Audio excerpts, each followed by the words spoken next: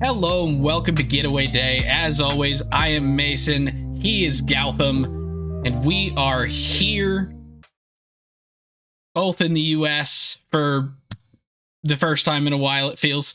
And we are here to talk about the American League West. We are working our way through our division previews. I believe our American League Central is posted. And then we ran into problems.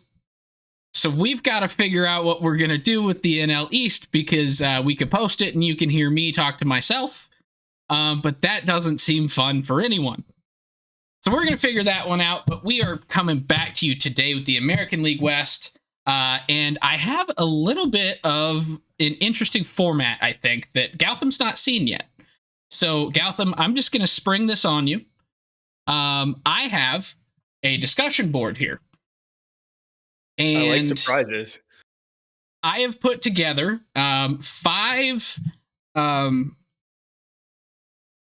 fix this. This has my face almost off the screen.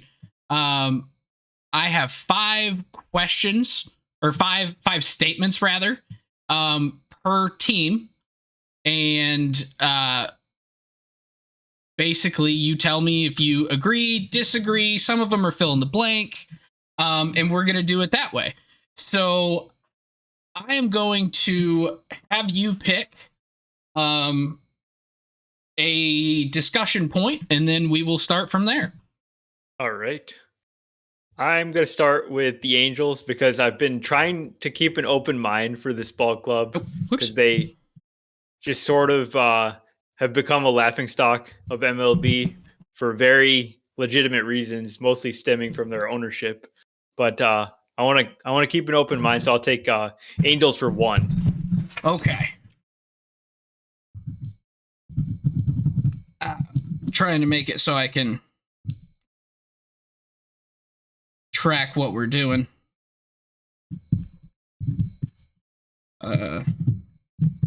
I didn't think to do this before. Angels for 1. Okay, so we're starting out with a big one. The Angels are the blank worst team in baseball. Oh boy. Okay. There's 30 answers here. They could be the number 1 worst team. They could be the 30th worst team, meaning they're the best. Where do you rank them at the bottom of the league and why? I guess I really should have made this Angels 5.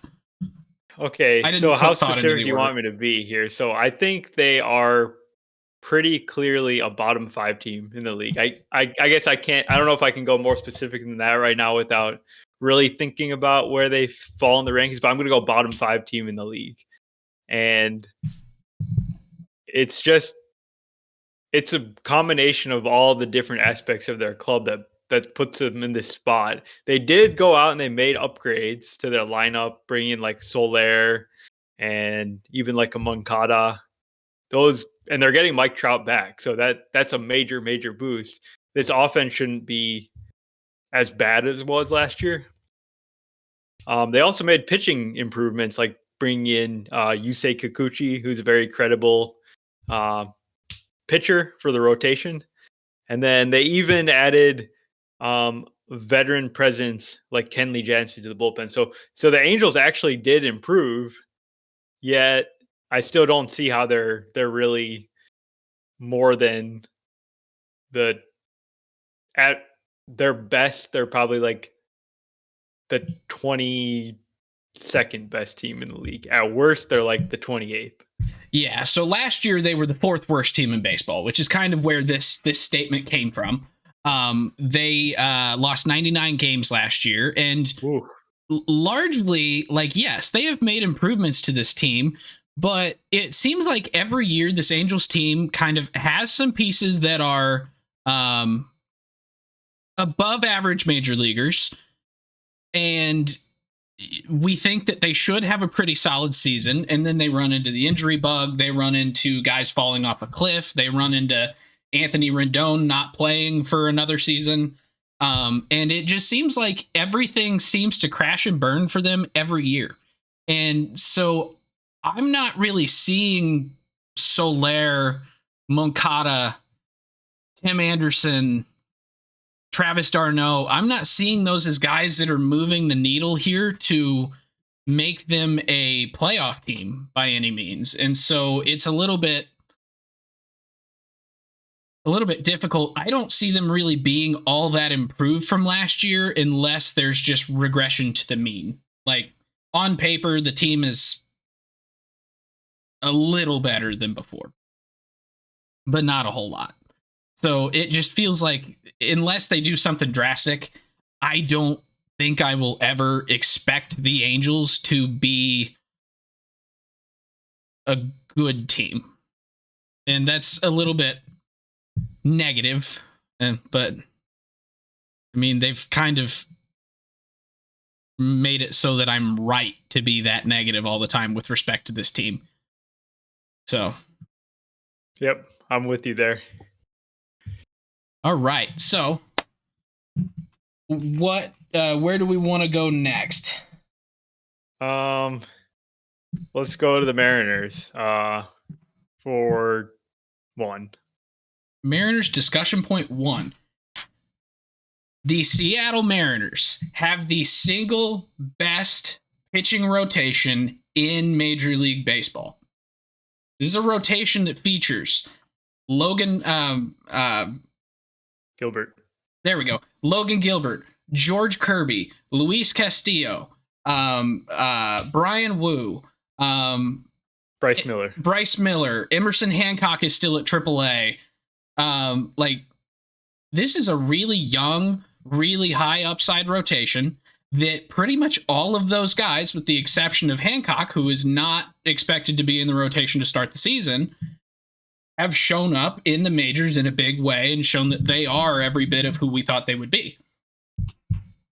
Yeah, I think I'm going to go with yes, though they do have a definite challenger in the Dodgers with all their additions this offseason. But right now, I'm going with the Mariners because all their 5 guys were not just good, they were like more in the great category this season.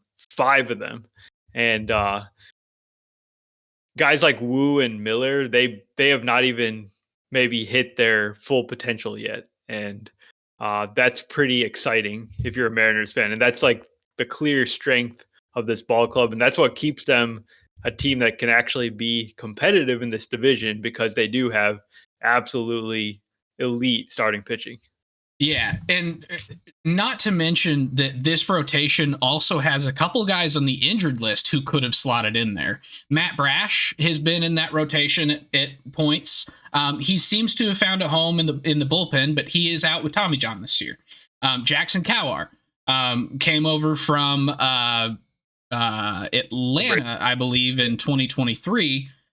He also had Tommy John before the season last year, so he'd probably be back in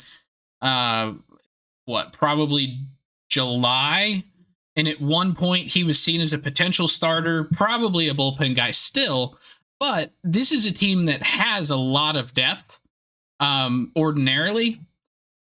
So I kind of think that once they start getting some of these young guys back from the injured list, even if they go into the rotation, that depth that they have just makes that rotation even better.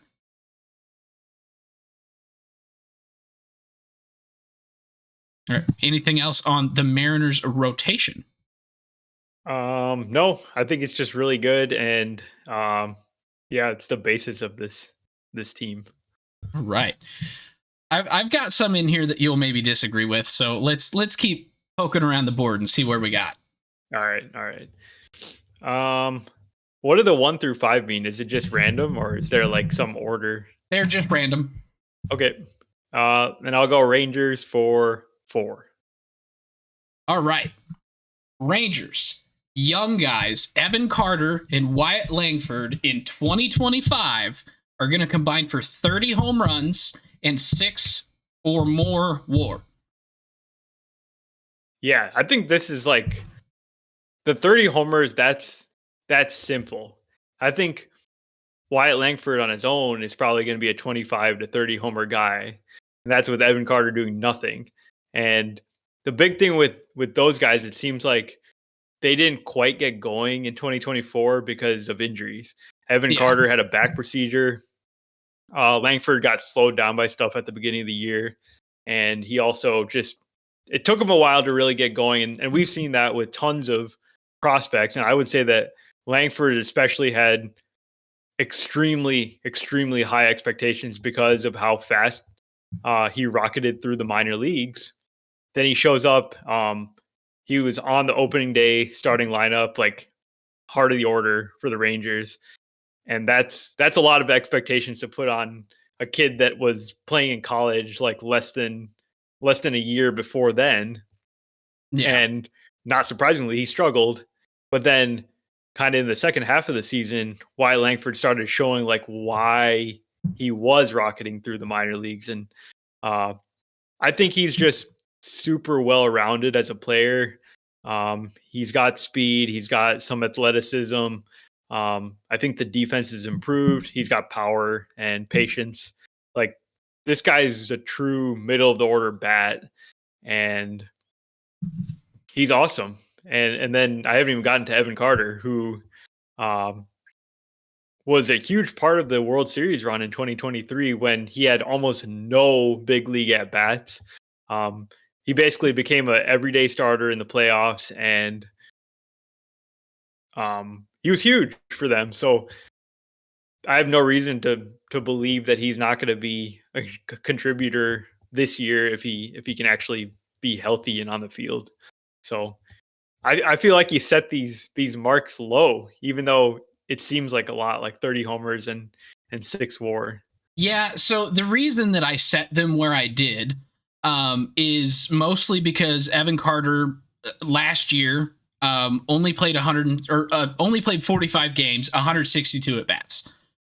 He did not have a lot of playing time because of his injuries, and when he was on the field, he wasn't really all that great. And he didn't have a whole lot of time in the regular season in 23 because he only played 23 games coming down the stretch and didn't play the whole game every time. He came in as defensive replacement, did a little bit of this and that, yada, yada, yada. Incredibly high upside. I think he's going to be quite good, but I think this is going to be kind of his adjustment year. Coming back from injury, I think he's going to get on the field, and he might start a little slow like Wyatt did last year. And Wyatt only had 15 home runs last year in his 120 games that he played, or 134 games that he played. So I think it's one of those that it's a little bit of growing pains are kind of why I've set the bar a little bit lower than maybe they're probably going to reach. Don't know why my monitor just went out. There we go. But yeah, what if I raise it here? What if I say 45 home runs and 8 WAR? Well, I guess, okay, that one I would definitely take the under on.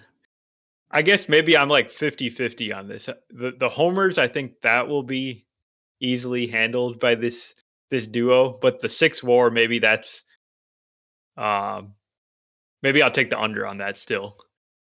Okay. But yeah, but I do think these two are going to be maybe the big keys for this team this year. Because they have Seager, they have Simeon. Those are the guys that are old reliables. These are the two that could put them over the edge. Yeah, definitely. Right. So that was Rangers number 4. We're just going to have to try and remember because my pen is not working at all. Oh, I can do that. All right. I can write some stuff down. So Angels 1, Mariners 1, Rangers 4. Let's go over and let's do maybe the A's number 2. Okay. Lawrence Butler. Good. We both like Lawrence Butler, right? We do. Last year, 23 home runs and 18 steals. I think in 2025, we see Lawrence Butler at 30-30. Yeah, no, I love that pick. I mean, it's insane the career, including the minor leagues, that Lawrence Butler's had because he wasn't really a household name prospect. He had really high strikeout rates in the minors, and that has just continued to get better and better, which is very interesting because usually a guy that's struggling to make contact in the minors is going to struggle even more at the major league level.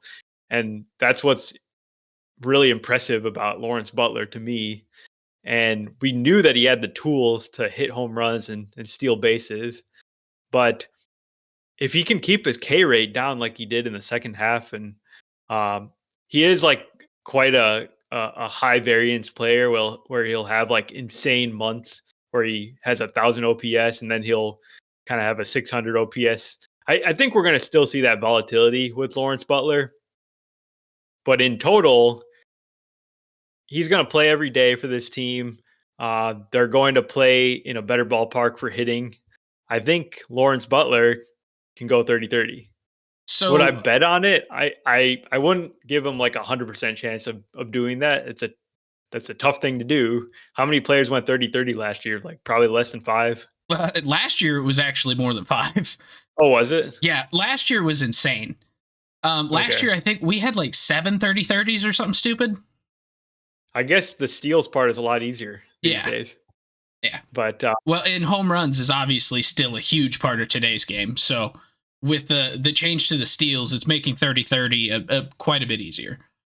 Yeah, but it's an impressive mark, and I'd say he's got a good shot at it. Like he's really got the tools to do it. Well, and he's one of these guys that because he wasn't a huge prospect, hitting 30-30 kind of just goes to show maybe that the A's aren't completely screwed here in the future, because they do still have this really good eye at drafting players and finding good prospects in the rough that can turn out. Like that's never really been a problem for them. It's always been spending money and fielding a team that they keep their young guys. And so I think Lawrence Butler is maybe that next kind of homegrown, if you will, player from the A's that turns out to be a lot better than anyone expected. So I do have another point on home runs in general, but I am going to hold off for another point in the board. You know all the prompts, so you know where you can insert your points. Exactly. Very good. So. All right, I think that leaves us with the Astros, and I'm going to go with 1 for the Astros. All right. Oops.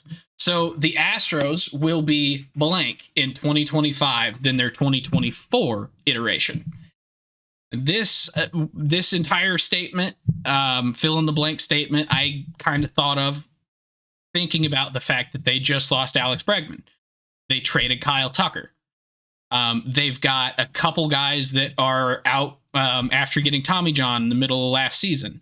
And so there's Justin Verlander's gone. So there's a lot of flux here with this team this season. So in general, the Stros are better, worse, or the same than last year.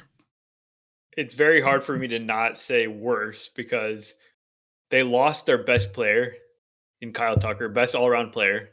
And they also lost one of their best players in Alex Bregman, a guy that's been there forever. And he is the epitome of the Houston Astros. And obviously, like, all the leadership and whatnot that he brings to the ball club, they're losing all that.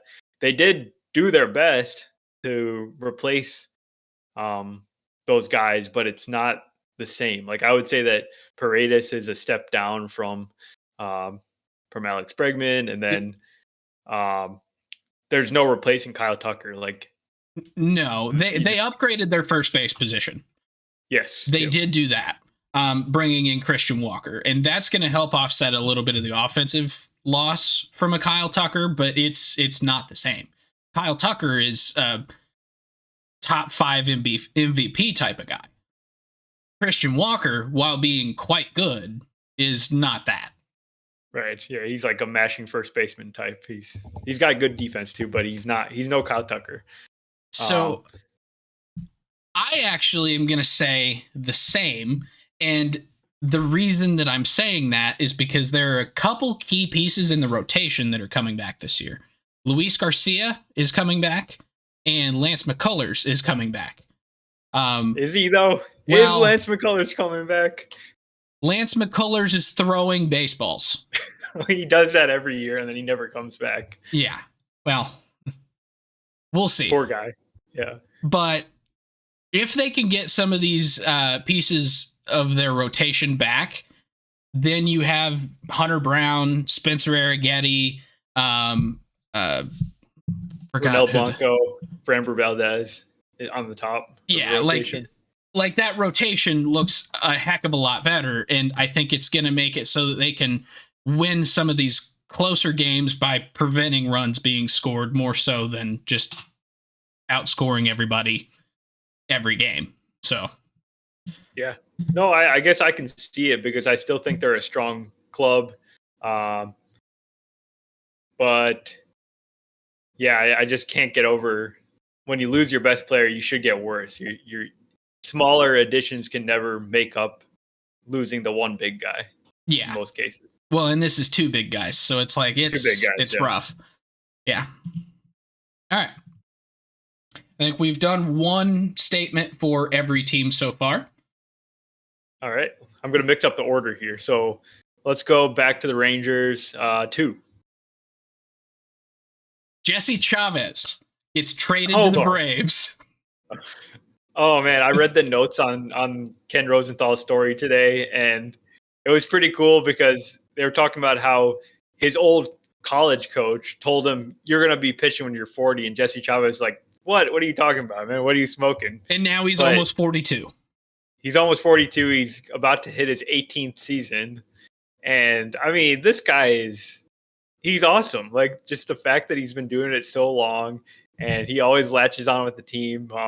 Everybody loves him. And he's actually been very effective too. It's not like he's just like a guy that's hanging around. He's actually like solid. And I feel like, wait, what team is he on? The Rangers? The Rangers. Yeah. So the Rangers, I feel like their bullpen is kind of a deficiency on their ball club. So if you add like Jesse Chavez, I think he's actually a help to the team. And I don't think he's going to get traded to the Braves because I think the Rangers will want to keep him. That's fair. This is the only one that was kind of just an inside joke. But I mean, to be honest, though, it's not a bad question either. Because Jesse Chavez ends up with the Braves every year. Well, this is his 4th stint with the Rangers. Did you know that? It's his 4th? 4th, yeah. Jeez. Okay. Yeah, they're the original team that drafted him. So it's all coming full circle. So wow. Yeah. But Jesse Chavez is actually kind of filling a big need for this club, though. Losing Kirby Yates, losing David Peterson, David Robertson, and then Jose Leclerc, and I believe there was one more. Yeah, but they kind of like had to. Josh Spores is on the IL, I think. He may be injured, yeah. So Jesse Chavez, I feel kind of bad because I put this one in there as a joke placeholder sort of thing. But he is actually going to be kind of important to this club. Yeah, no, I mean, it was a good point to talk about their bullpen and how they sort of rebuilt the whole thing because they lost their main guys from last year. They brought in Chris Martin, who's another dude that's just been doing it forever. I mean, the guy's like, he's 39 or 40 now. 39. Yeah, and then they brought in Robert Garcia in the trade with the Nationals. So I'm worried about the Rangers bullpen. I think it could potentially tank their season, but they're doing their best with limited resources to actually make some improvements, bring some guys in, see if anything sticks. Okay. Quick question for people in chat. Can you guys hear Gautam? Oh no. Why is this not working? Okay. Yes. Good. Okay. Thank you. His little thingy isn't flashing like there's any sort of audio coming through, so I just needed to make sure. Yeah, it freaked me out for a minute. All right. Let's go back to the A's. 1. The A's are going to be a top 5 team in total home runs in 2025 due to their move to Sutter Health Park. I can't do it. I can't do it. This is actually not that crazy of a statement here. Because the A's last year were, I believe, 8th in total home runs. Okay. With 196. So they hit quite a few home runs last year.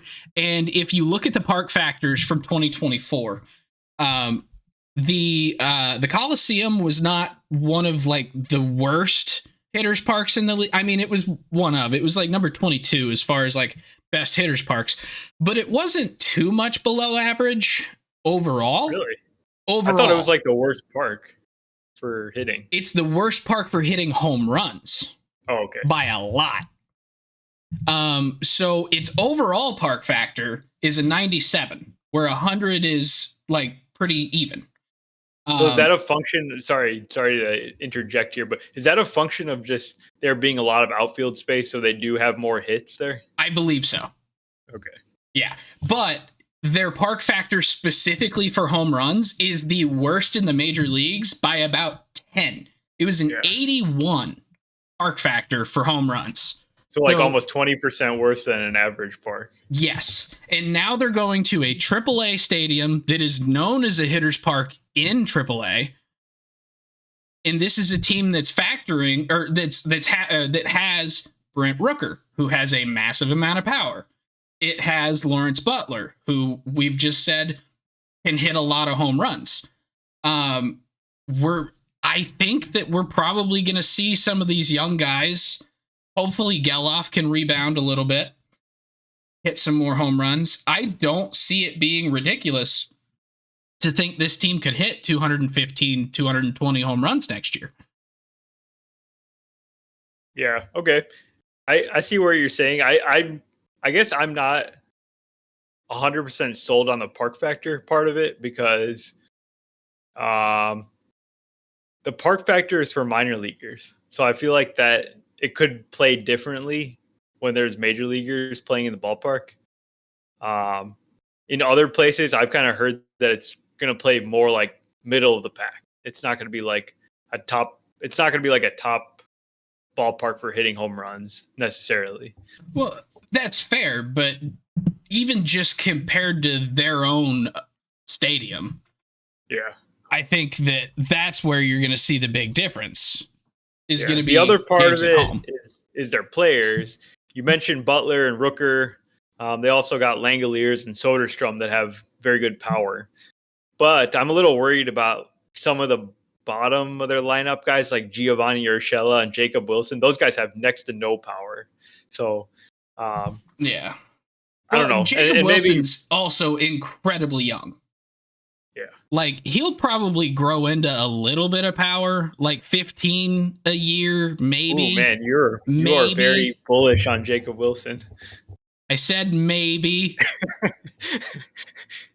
Anyways, but yeah, no, that's a very interesting question. I think a general storyline for this season is going to be what happens in both Sacramento and then also what happens in Tampa with the Rays playing at Steinbrenner Field. Don't worry, we'll get to that.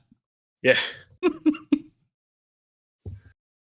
But all right, what next? Okay, we got to go to the Angels for 3. Ben Joyce, breakout reliever of the year. Yes or no? The dude throws 105. Yeah. I think this one will resonate with you, but I think Ben Joyce is sort of like Jordan Hicks. Like, obviously, they're like the hardest throwers in the league. And they are really good relievers, but they're never the elite of the elite relievers, because despite throwing that hard, they don't really get as much swing and miss. They don't get as much strikeouts. But they do like induce weak contact, and that's like been the hallmark of Jordan Hicks's career, and that's why he's been successful, especially as a reliever. So I think Ben Joyce is like, he's going to be hyped up because he throws so hard, but I think he's going to kind of settle in as more like he is a high leverage reliever, but I don't think he's the best reliever in the game or anywhere close to being that. So you don't think that he's necessarily going to be able to get back to when he was granted it was in the minors, but the 13 Ks per 9 type of guy that he was in the minors. You don't think he'll be able to get a little bit closer to that and maybe turn into more of a Mason Miller sort of thing? Because Mason Miller also throws insane heat. Yeah. So it's no, I feel like he's maybe in between Mason Miller and Jordan Hicks. But I think that he might. I think he's going to be the next guy that pops onto the scene as a new name. Could be, yeah. I guess maybe I'm just looking at what he's done at the major league level so far, and he had just not got the strikeouts. And maybe we just got to give him some time to settle in, and he'll get there. Yeah, because he only had 34 innings last year. And only 10 the year before that. So he's still pretty light on major league innings. So definitely. I think we've got a little bit to before we find out who he actually is, but I kind of like him. So we'll see. The other thing is like it's violent. You know, his delivery is violent. I'm wondering if that's going to result in him not being able to stay healthy because he's already had health issues in his first few years. That's true. So I forgot what team we were at. We got the Mariners and the Astros on round 2 still. Okay. I'm going to go Mariners 5. What was that last one, by the way? Sorry, I forgot. I didn't write that one down. It was Angels something, 2 or 3. I don't remember. Okay, actually, whatever. Hold on. I could tell you here in a minute. It was. Yeah, it was 3. Okay. So Mariners 5. The M's are going to trade one of their young starters for a hitter at the deadline. It finally, like it's something that's been talked about for years. They haven't done it. So I'm going no. You don't think so? Why would it change now? I mean, you did talk about their depth, but I guess I sort of disagree that they have that much depth because I don't really like Emerson Hancock that much. I don't think Brash or the other guy you mentioned are really starters. Well, and I don't think they're going to play this year either. They may not play this year, so then you're left with like I think there's a guy named Logan Evans who's kind of on the doorstep, and he's really the only one.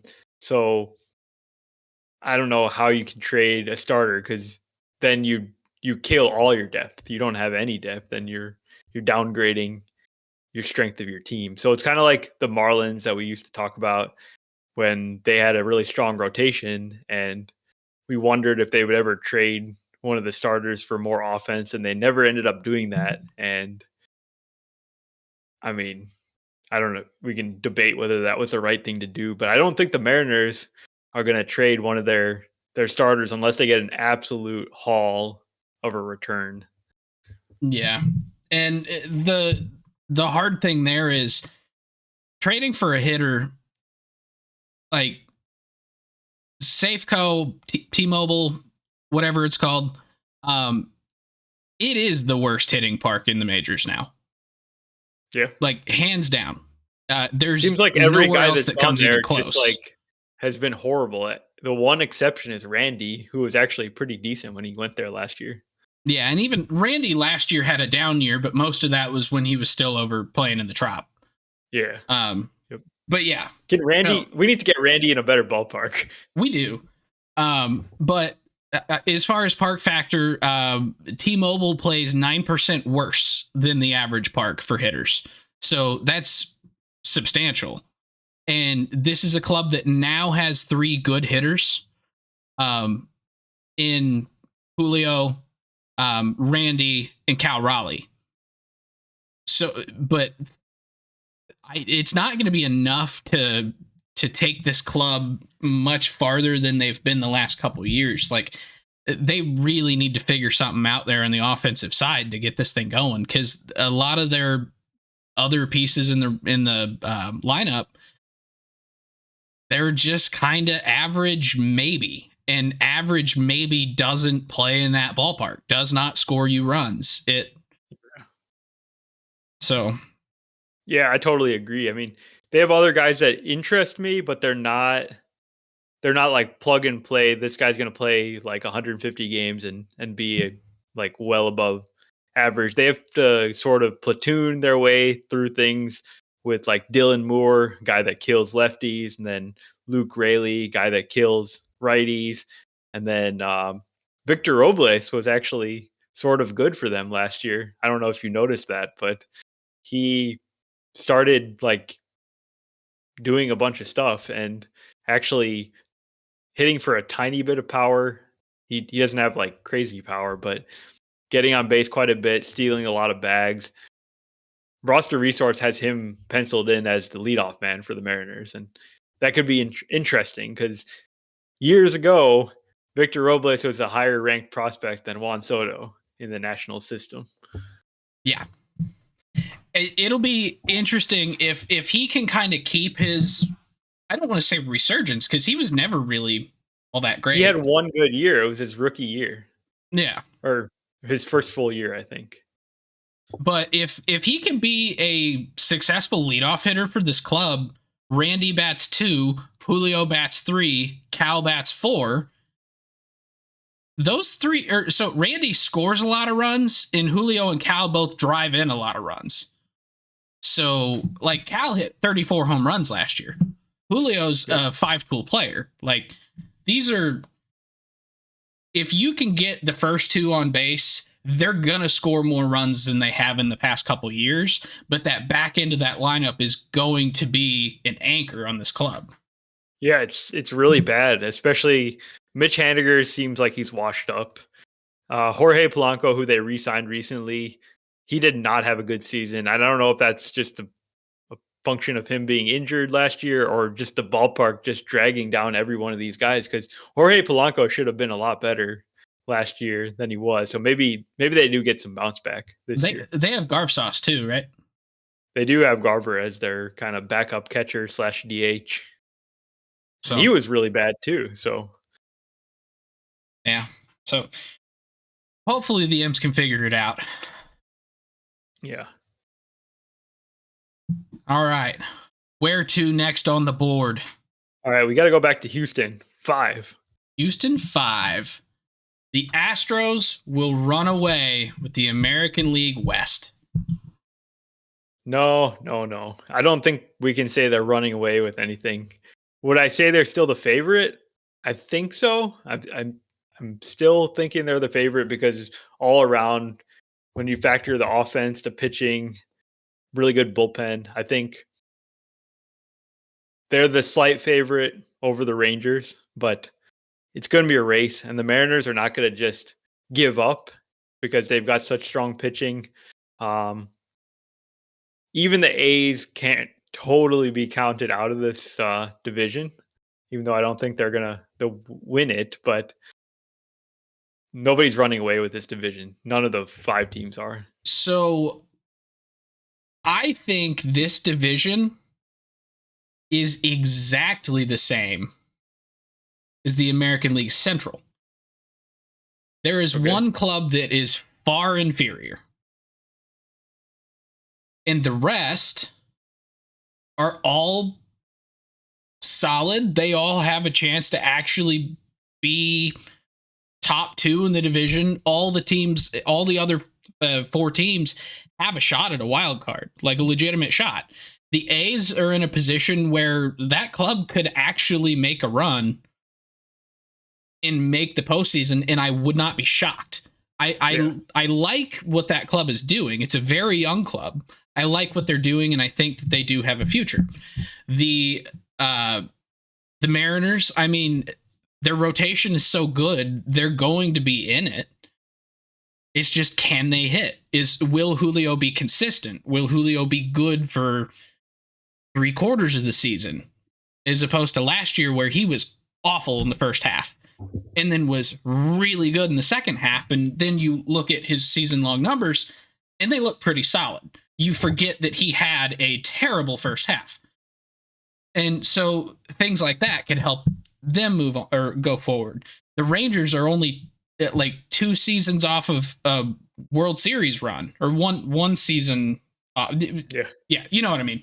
From a World Series championship, with some of these young guys that we think are going to take the next step and help them move forward.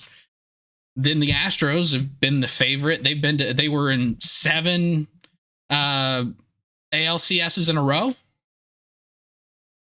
Like, yeah, they're worse than they were, but that's kind of like, if you're worse than 7 championship series in a row, that's still pretty good. Yeah. So, yeah, I think this division is in the exact same position as the American League Central. Yeah, I got one slight disagreement. I don't think I agree. I wouldn't be surprised if the A's made a wild card run. But I look at their pitching and I see serious issues. I think their starting rotation is horrible. Like, it is bottom 5 in the league. Even bringing in Severino and Springs, the back half of that, it's like JP Sears, Osvaldo Bido, and Mitch Spence. Like, come on. These guys are like AAA pitchers. And even I'm not super high on Severino, and Springs is old and coming off a Tommy John. It's like, even though they upgraded, they're still very poor in the pitching department. Yeah, I would agree with that. All right. Are we going round 3, I believe? Yeah. Are we going to go through this whole thing, or are we going to cut it off? I figured we'll go for about 55-ish minutes, and then we'll cut it. We still got time? I don't know when we started. Yeah, we got time. We got 15 minutes. Okay, so perfect. I think we got one more round, and then... Yeah. I really want to talk about the Angels again. All right. Let's talk number 4. Number 4. Mike Trout will play 100 games in 2025. Mike Trout question. Let's go. Okay, so everybody's down on Mike Trout this year, right? Mike Trout is missing like tons of games year after year after year. When's the last time he had a full season? It's like 2018 or something crazy. It's like, it's been years. How many games do you consider a full season? Like 150 or 140. 140, 2018. Okay. But it was 140 exactly. Okay. The last time he played over 150 was 2016, when he played 159 games. So now we're getting close to a decade ago when Mike Trout played 150 games. So it seems like he's going to miss time again. But I always just look back at the kinds of injuries that he's had. Some of them have been like, oh, he got hit in his hand and he broke his wrist or something, or he tore his meniscus or whatever. Like, I see those as more like on the freak side. There have been other stuff like the leg injuries. I think he had a calf and maybe like a hamstring injury as well. So he's had all kinds of maladies over the years. But I mean, you've got to think this guy's highly, highly motivated to stay on the field. It's not like he doesn't know that he's missing all these games, and you know that he wants to be out there. Yeah. I kind of heard this comp in another spot, but I thought it was pretty good. Like, the comp was to Ken Griffey Jr., a guy that missed a lot of time also with injuries in his career. He ended up having some healthier seasons as he was an older player, actually. And I think Mike Trout could do it. Like, I think he's going to play over 100 games this year, because one of these years he's got to hit some good luck. I feel like he's been just getting destroyed by unfortunate situations year after year. So, to be completely honest, Trout has only really had 4 seasons where it was like a significant amount of injuries. 2020 was one of the seasons he didn't play 100 games, but he played 53 in a 60-game season. So, healthy season.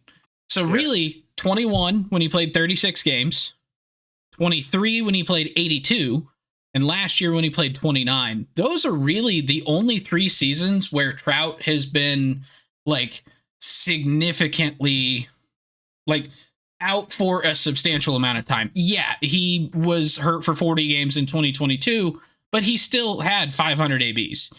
In 2019, he played 134 games, but that's still 600 ABs. So, like, he's still getting a full season's worth of at-bats while missing significant time. And so, yeah, I think Trout will probably be healthy this year. I think his back is going to bother him at times. I wouldn't expect him to play more than 125, 130 games, but I think he'll play 100 for sure. But after the back thing, he never missed any games with that back injury. Oh, that's true. He's never missed a game for the back injury ever. I forgot about that. Weird. Yeah. That was the one that they said would be chronic and would hamper him for the rest of his career, but it really hasn't seemed to be a problem, at least to the public. All right. I want to stick with the Angels for one more. Because I think this one goes kind of with the Mike Trout thing. Okay. I think I know where you're going. Come on. It's not letting me. Hold on. A's. There we go. Nelson Rada. Double-A prospect. I believe he's number 2 prospect in the Angels organization, maybe. 18 years old. I think that he will make the Major League Club this year in playing center field before the All-Star break so that Mike Trout moves to corner position and they have plus defense in center. And they can get him more DHing, more corner outfield, keep Trout on the field, and they're going to do it by doing what they've done the last few years and bringing up really young guys like they did with Neto, like they did with Shanwell. Granted, Shanwell was out of college, but similar situation, rush guys up to the big leagues like they did with Ohapi once he got traded from the Phillies organization over. But I think Nelson Rada is maybe going to be that guy this year because I think they need an outfielder. Joe Adell is not going to be able to play center because we all know how bad he is with a glove. So I think Nelson Rada makes it. Yeah, I mean, you kind of hit on the point that I was going to make. With all their other prospects that they've rushed through the system, they've all been near major league ready, like college bats. And this guy's not that. He's like 19 years old, and he barely made it to Double-A last year, I think, at the end of the year. I guess I don't see what incentive they really have to bring him up unless he's just absolutely tearing up the minors. Why would they want to start this guy's clock so early? And well, so my thinking here is that in this scenario that I've posited, he is playing well at Double-A, playing very well at Double-A, and Mike Trout is playing well. Has missed a little bit of time for some small things here and there, and they want to keep him on the field to try and stay in it. And so that's where I think this is a scenario that with this Angels club, the way that they've operated under the last couple of years with Perry Manassian, it sounds like a move they would make just because they're trying to win with Trout. Because if they don't, then, I mean, Artie Moreno's already the laughingstock of Major League Baseball. Like, yeah, at some every point, year they're all in, right? And you get why they are. They look like a team that needs a rebuild, honestly. Yes, but that's not what they do. That's not their operating principle here. So they have to keep promoting from within and signing guys to improve the team, like marginally in free agency. That's exactly what they did. I guess I'll throw out the name Christian Moore as the guy that's going to make the majors first. He's that college guy that they drafted last year in the first round. He tore up the minor leagues last year. He's on the doorstep. Like he's going to be playing for the Angels probably in the first half of the season. All right. Maybe I should have made that my statement here is more Christian Moore, but I was thinking about it all from the Mike Trout standpoint. So yeah, but no, I do agree with you. I think you're right there. So all right. Where to next? Let's go back to the Rangers. We haven't talked about them in at least 10 minutes. That's fair. I don't remember which numbers we've done. We've done 2 and 4. 2 and 4? Okay. What do you like? 1, 3, or 5? 5. Kumar Rocker will be a top 3 starter for the Rangers in 2025. I'm going to go with yes on this one because right now the Rangers are kind of as healthy as they've been in a while. They've got like Tyler Mahle back from his injury. Jacob deGrom came back at the end of last year and he looked like himself for the most part. They signed back Nathan Eovaldi. John Gray's still there. They've got Cody Bradford. So right now it appears they have a full rotation, but knowing the injury history of guys like Mahle, deGrom, Eovaldi, even though he's been healthy for several years now, but there's no chance that Kumar Rocker is not playing a factor in this rotation. And he easily has a higher ceiling than everybody in the rotation except for Jacob deGrom. So just from that logic, I think he's got to be a top 3 starter for the Rangers this year. So I'm thinking even if we aren't looking at injuries necessarily, I do think Kumar Rocker is kind of at the point where he's cracked the majors. We've started to see what he could do. After that whole situation with him being drafted by the Mets and then not being signed and yada, yada, yada, it seems like things are back on track for him. It seems like he is pitching well. And I think that he is a better pitcher than Cody Bradford and Tyler Mahle, just straight up. Agreed. Like, totally agree. I don't really understand why he's not slotted into the rotation right off the bat. I think my answer to that is that this guy has very few pro innings, actually, because he blew out. He had Tommy John, and he's never like been built up to have a true starter's workload. And I think that's the main problem. I think they want to slow play him because they want him for later in the year. Okay, that makes sense to me. I will accept that that argument there. But yeah, no, I do think that by the end of the year, Kumar Rocker is going to be their guy. I thought about mentioning something about Jack Leiter in that statement, but it's not the same with Rocker and Leiter right now. I don't believe in Jack Leiter.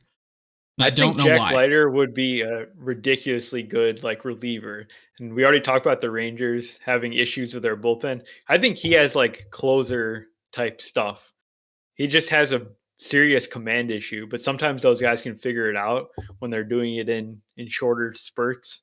So maybe he ends up. I would say they should try him one more time as a starter, give him one more crack at it, and if it doesn't work out, I think you've got yourself a high leverage reliever. Kind of like what they did with Dane Dunning, but then even higher ceiling.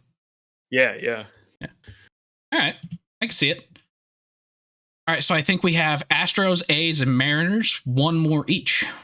Yes. All right. Let's do the A's. Okay. 4. Nick Kurtz makes the majors in 2025. This is a very similar situation to Christian Moore.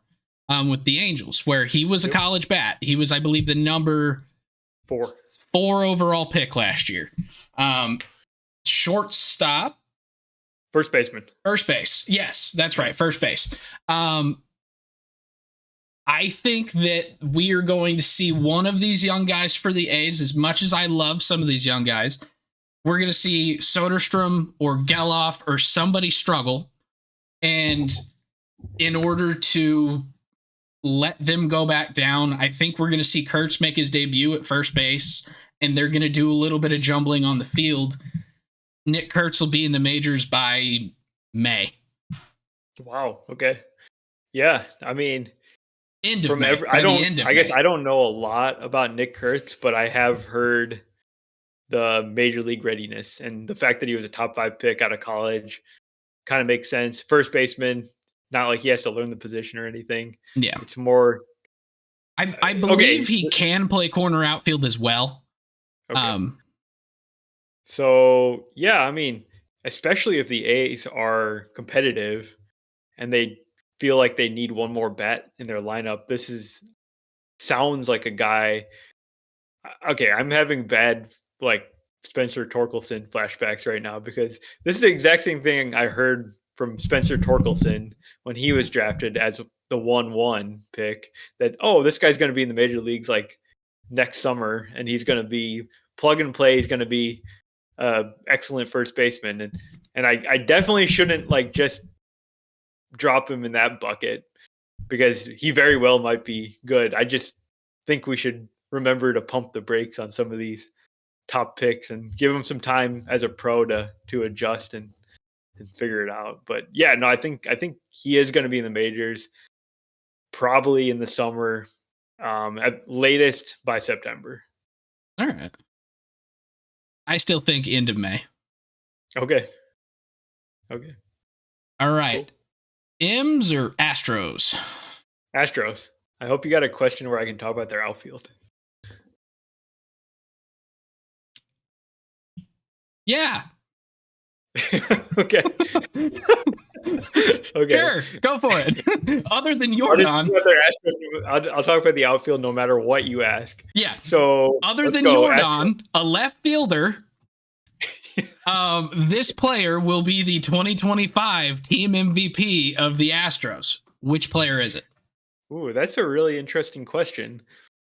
I think the most obvious answer is Altuve, I guess, because he's still pretty good, but it definitely feels like he's on the decline, and he may fall off one of these years.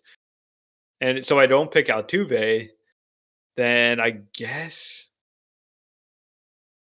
I would have to go with Isaac Paredes. I don't know. I don't know. What's your answer for this one? Christian Walker. Okay. I think so. Yeah. Yeah, I think Christian Walker. I think they're going to see a pretty good amount of production out of him. He's going to hit 20-ish home runs. He's going to drive in a lot of guys. I think we're going to see a lot of good stuff out of Christian Walker at a position that they have kind of just had a black hole at. And so I think that is going to help. He'll be able to pull in some of those somewhat wild throws that Jeremy Pena can sometimes get himself into. And I think it's just going to help solidify the infield a bit over like an Abreu or a guy like that. Now, the other this is a stretch, but I'm going to try it. The other possibility here is that the team MVP is going to be whichever guy comes in and is able to best replace Kyle Tucker.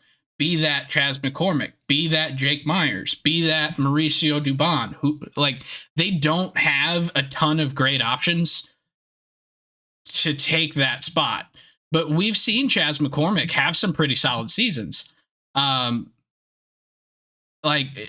last year, notwithstanding, because in 94 games, he was pretty horrendous. But 2023, Chas McCormick he hit 273 with 22 home runs, 19 steals. Like he showed a lot that season. And I think that if he can get back to half of that, then I think it'll help this team not regret trading Kyle Tucker quite as much as they're definitely going to. Yeah. I'll just say, just looking at these guys that they have slotted into the outfield, I mean, McCormick, Ben Gamel, Jake Myers. Is that not the worst outfield? Like, that's one of the worst outfields in the league. It's so bad. Honestly, they need to just leave Yordan out there. Like, over Ben Gamel? Yeah. Right. Yeah, get a better bat in there. Like, even like a Victor Caratini is maybe better than Ben Gamel. Yeah, like I get they're trying to protect Alvarez's knees. Yeah. But at the same point, it's like you got to run somebody out there. They got their bench is expected to be Taylor Trammell, Mauricio Dubon, John Singleton, and Victor Carrot Top.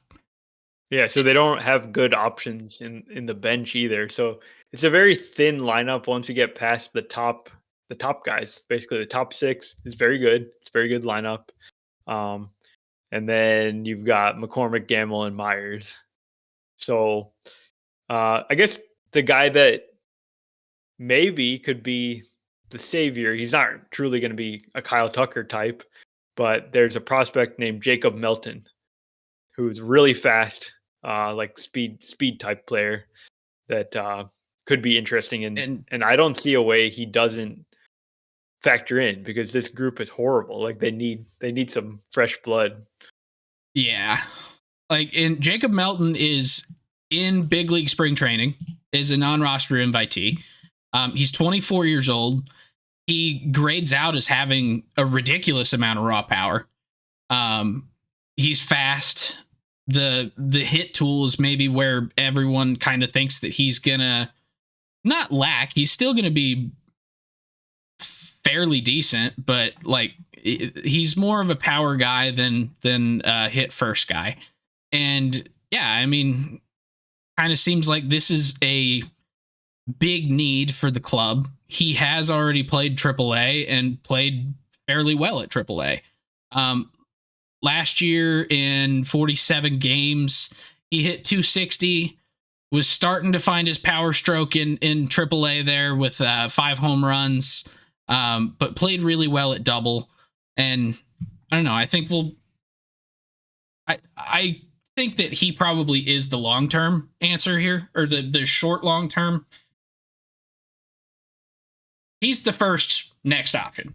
I think that's what I'm trying to say. So, all right. Last prompt maybe, and then we'll do our predictions. Okay. So Mariners. Yep. 2.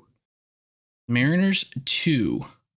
A full season of Randy Arozarena yields the offense the Mariners have been missing to complement Julio Rodriguez. Because for years now, Julio has been trying to do it basically by himself. He's the only guy that has been able to hit in that ballpark for power. He's fast. Like, yeah, he's been iffy, but they haven't been able to get other people on base around him for him to drive in or to drive him in. It's kind of just been a him on his own. And then when Cal Raleigh started to break out as a hitter, that helped. But now we have 3 guys all in the order back to back that are good hitters. Yeah, I meof it helps. It definitely helps. I like Randy. I think he's an upgrade for the team. He's one of their better hitters, but we kind of already talked about the supporting cast, which remains really bad. It's worse than the Astros, because the Astros at least have 6 guys that they can count on to be solid, but the Mariners, it's more like 5, maybe 4 with platoons. Like it's not. I'm thinking it's 4. 4. Like who do you have in there every single day? You have Rodriguez, Raleigh, Arozarena, and JP Crawford, and then maybe Robles is a full-time player, but he's very much a question mark at this point, what he's actually going to give you. Yeah. So it's this is a rough lineup this year. I don't understand. Yeah, I kind of thought that Jerry DiPoto would have been more active trying to upgrade the lineup, but clearly this team seems like they're sort of cash strapped and they don't want to deal from the starting pitching. And then their biggest free agent move was just signing back Jorge Polanco, which is not like that's not a huge move. It's just like a stopgap type move. Now, something we might see this year. Hold on. Well, Cole Young? Maybe not. Well, yes, Cole Young. But I was actually thinking Harry Ford. Could be, yeah. Because Harry Ford's in a little bit of a weird situation because both positions he plays are kind of blocked by an actually really good player. Like, he's a catcher primarily. Doesn't he play outfield? And he plays left field. Randy. So it's like, unless he takes right field from Victor, like there's not really a whole lot of space unless he comes up and they do kind of a rotation with catcher, DH, and a couple other spots. Can he play second base? Can we make him Craig Biggio? Let's do it. I think we should try it. I mean, this guy sounds like he's super athletic. I was going to say, and he's 22. Like, he's young enough. He can learn. I think with as good as Raleigh is as a catcher, it seems like Harry Ford is going to end up having to play a different position. Yeah, or they use him as trade bait and to get someone who fills a position like second base or first base. I mean, to be honest, Harry Ford will probably play first base. Could be. So, because I guess that is kind of an open hole for them. Is Donnie Solano and Luke Raley are going to platoon at first base? That's not inspiring by any means. I don't hate it, but yeah, it's not inspiring. I mean, I don't hate it. It's just, yeah. All right. Predict the 2025 American League West standings. Okay, I'm sticking with the Astros. I really just kind of wrestled between the Astros and the Rangers. I'm going to go with the Rangers as second. And then I'm going to go Mariners, A's, Angels. Okay. So I'm going to agree with you on that. 100%. Okay. I think that the Astros, while being a little bit worse than last year, I think it's a little bit more clear cut what their game plan each game is going to be, because Ryan Presley's gone. So now they have one big guy in the bullpen in Josh Hader. So it's going to be taking Framber and Luis Garcia and trying to get them as deep into games as possible, so that you just hand off maybe once and then give it to Hader for the ninth. Like, that's going to be their game plan. And their rotation, even some of these other guys that maybe are not Framber Valdez, they're capable of pitching 6-7 innings. They're good pitchers. Hunter Brown's been a little bit all over the place so far, but I think he can do it. And he was great in the second half. Yeah, but I think that's going to be the key, is that rotation, being able to just hand off to a couple lockdown guys at the end of the game, and what offense we get out of those 6 guys that are going to be 3 WAR or better. Like, okay, they're going to be able to win it or win this division. The Rangers feel like if the rotation gels and is healthy, I do think this Rangers team could be the best team in the division. Yeah, I think I agree. I think they've got some more ceiling, but I just don't know if it's all going to click together. We don't know if Carter and Langford are going to take the next step. We don't know if Simeon's kind of just on the decline and it's not going to be as good. And then the rotation is a huge question mark because of how unhealthy those pitchers are. Even if they're maybe as good as the Astros, or they could be as good, they just probably won't be because they're going to miss a lot of time. Now, a couple things that we haven't mentioned that could maybe help in like a Simeon starting to fall off situation. They do have Justin Foscue. Justin Foscue is probably going to start seeing some more playing time this year. He's not going to be an everyday guy by any means, but we'll see if he can be a plus second baseman here when Simeon's hurt or Simeon's struggling. And Simeon's hurt. Well, yeah, I know. The guy that plays 162 games a year. Yeah. I know. But you know what I mean. He's aging. Yeah. At some point, it's going to break down once, probably. But I think the Rangers have enough guys in the system that they can try and bring up and plug into spots that at some point a lottery ticket is going to win $5. So they're maybe not going to win the Mega Millions, but I mean, when you get a scratch off and you win $20, that's a great feeling. Yeah, and I went the whole hour and I didn't even talk about Jock Peterson or Jake Berger, who they brought in. I actually had a question about Jake Berger. Hold on, let me. Oh, come on, I forgot to fix that. I think it was. Nope, not that one. Yeah, there we go. Jake Berger hits 30 plus home runs and Nate Lowe isn't missed. Nathaniel Lowe. There we go. Yeah, I mean, I think what I liked about the Rangers offseason is that in 2023 they had a great offense. They were like a top 5 offense. And that's why they won the World Series. And then they took a huge step back for various reasons, injuries, underperformance, this and that. And now they've kind of gone back to supplement the offense by bringing in Jock Peterson, bringing in Jake Berger, getting like a healthy Josh Young. This team could be absolutely like a murderer's row on the offensive side because they can like club home runs. Yeah. And yeah, it's gonna be pretty good if they're clicking. Yeah, so I'm excited about quite a few teams in this division. I'm excited to see what happens. The Rangers are the team that I think I have the most hype for. Yeah. I don't expect it to work.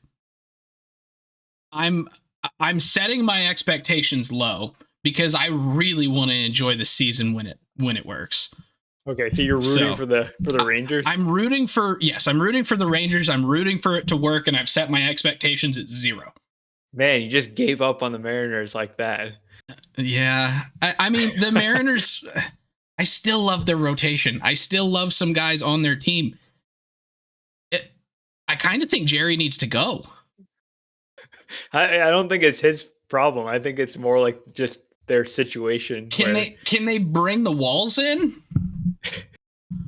Yeah, can they get can they get some better lighting in that ballpark or something? Is it the lighting?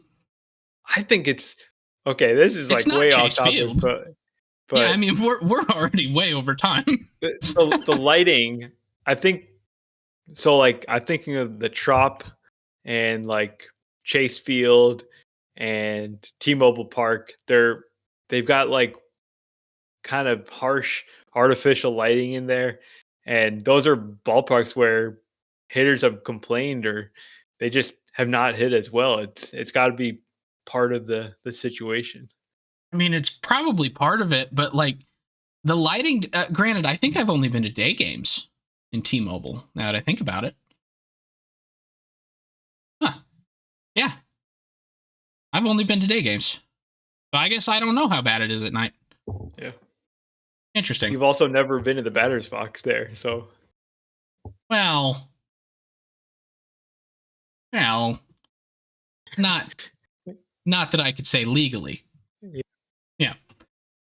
All right, cool. Well, I think that pretty well wraps up our American League West preview. So thank you guys very much. We will be back very, very soon with more divisions. Make sure to go check out the other divisions as they get posted. We'll figure out what we're going to do with the National League East, but we'll be having some more come up soon. We will see you later. If you enjoy the podcast, please subscribe on your favorite podcasting app or YouTube to make sure you don't miss any future episodes. Join the conversation on Facebook, Twitter, Instagram, and TikTok at Getaway Day Pod. If you enjoy card collecting, check out our sister YouTube channel at Getaway Day Cards.